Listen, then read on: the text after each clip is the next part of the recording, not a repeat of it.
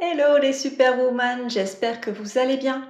Aujourd'hui, nous allons parler de la gestion des relations sociales quand on est hypersensible. Comment arrêter de s'épuiser avec des relations qui nous pompent toute notre énergie et comment aller plutôt vers des relations plus équilibrées. C'est un sujet hyper important pour nous les femmes hypersensibles car trouver un juste milieu entre se protéger et s'ouvrir aux autres peut être un vrai défi au quotidien.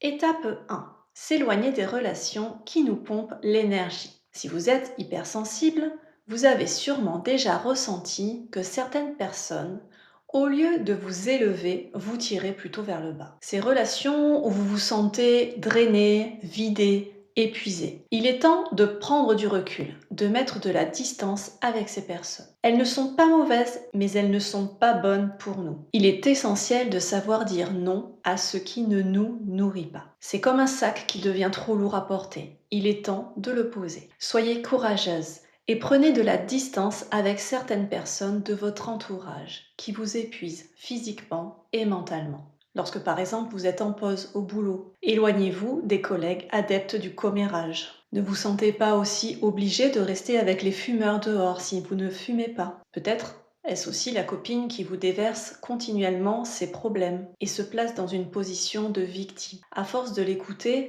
de manière active, comme vous savez si bien le faire, cela vous épuise. Mettez un peu de distance pour vous préserver et pour préserver surtout votre énergie. Faites le point avec chaque personne qui gravite autour de vous et peu à peu, vous pourrez être entouré de bonnes ondes, vous permettant d'être vous-même sans vous sentir mal. Étape 2.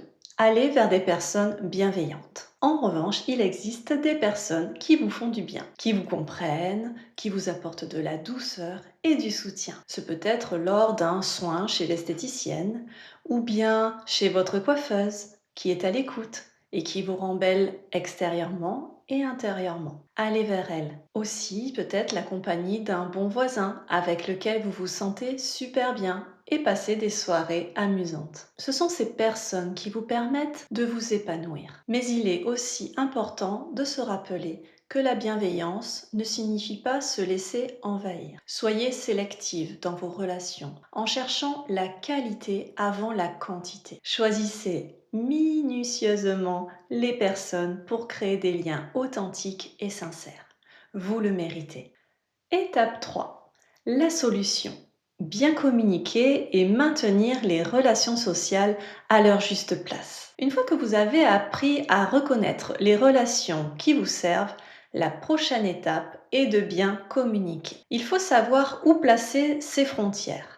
Il est essentiel de comprendre que l'autre n'a pas forcément la même sensibilité que vous. Acceptez sa différence tout en assumant pleinement la vôtre. Vous pouvez apprendre à créer des relations de confiance et de communiquer de manière plus claire et plus convaincante. Un outil puissant qui vous permettra d'harmoniser vos relations est la PNL.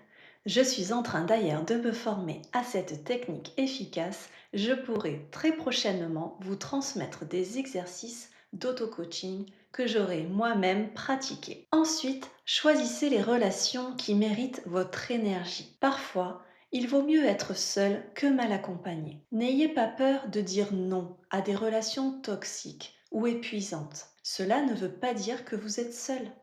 Cela veut dire que vous faites des choix sains pour vous-même. Respectez-vous et on vous respectera. Mais que faire avec ceux que l'on n'a pas choisis? La famille, les collègues de travail. C'est là que la notion de limite devient essentielle. Vous n'êtes jamais obligé de tout accepter. Ayez le droit de poser des limites. Ces limites sont vos protections. Il sera peut-être nécessaire de mettre fin à une relation de couple ou bien de changer de travail si vous êtes dans une impasse. Étape 4. Trouver l'équilibre entre se protéger et s'ouvrir aux autres. Enfin, il est crucial de trouver cet équilibre entre se protéger et s'ouvrir aux autres. Il est important de vous écouter et d'adapter vos relations avec votre personnalité. D'une semaine à l'autre, vous n'aurez peut-être pas la même dose d'énergie en vous et vous aurez plus besoin de rester seul ou bien d'aller au resto en tête-à-tête plutôt que d'aller faire une soirée dansante avec de la musique trop forte. Vos amis, vous les avez judicieusement sélectionnés et donc ils le comprendront. En résumé, il est essentiel de bien se connaître. En tant que femme hypersensible, vous avez des besoins spécifiques. Apprenez à connaître ce qui vous fait du bien et ce qui vous épuise. Cela vous permettra de trouver la bonne distance avec les autres et d'être en paix avec vos relations et de créer ainsi un environnement dans lequel vous vous sentez épanoui et en harmonie. Merci d'avoir regardé cette vidéo. Si elle vous a aidé, n'hésitez pas à mettre un petit pouce bleu. Je vous dis à bientôt.